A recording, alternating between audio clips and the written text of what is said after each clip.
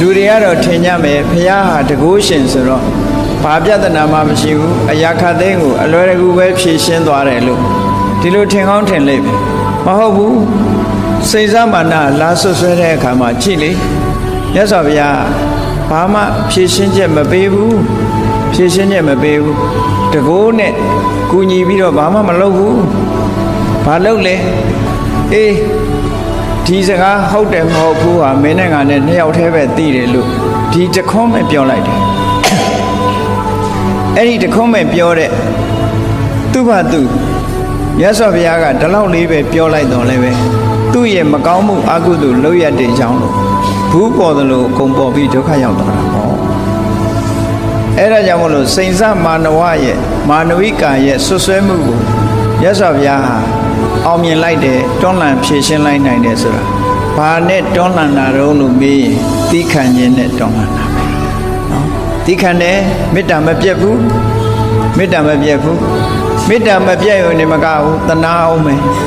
အော်ငါ့ကိုဆွဆွဲနေတာဒုက္ခရောက်ရှာတော့မယ်မြတ်စွာဘုရားကရုဏာတက်တယ်ဒုက္ခတွင်နဲ့ရှာတော့မယ်ပြောလို့လည်းရမယ်မဟုတ်ဘူးသူဟာနဲ့သူဒုက္ခရောက်တော့မှာပဲဆိုတာမြတ်စွာဘုရားကြိုပြီးတော့သိထားတယ်ကရုဏာတရားပဲပွားများပြီးတော့ဒီလိုတိတ်ဆိတ်ငြိမ်သက်စွာရင်ဆိုင်ခြင်းဖြင့်စိန်စမာနဝိကရဲ့ဆွဆွဲမှုမြတ်စွာဘုရားအနိုင်ရလိုက်တယ်လို့ဒီလိုဆိုတာနော်ဒီလိုဆိုတာအောင်ခြင်း၈ပါးထဲမှာအခုလို့အနိုင်ရသွားတာပေါ့ဒါဟာတာဝရိန္ဒနတ်ပြည်ကအစဉ်သက်တော်42နှစ်ပတ်ဝန်းကျင်မှာကြုံတွေ့ခဲ့ရတဲ့မြတ်စွာဘုရားရဲ့ဘဝအခက်အခဲတွေပဲပေါ့အေးဘုရားကိုတကုရှင်ကြီးလို့ထင်ပြီးတော့လူတွေကလူသားတဦးမဟုတ်ဘဲနဲ့တကုရှင်ကြီးလို့ထင်ပြီးအရာရာတကုနဲ့ဖြည့်ရှင်းနေတယ်လို့အောက်မေ့ကြလိုက်ဒီလိုမဟုတ်ဘူး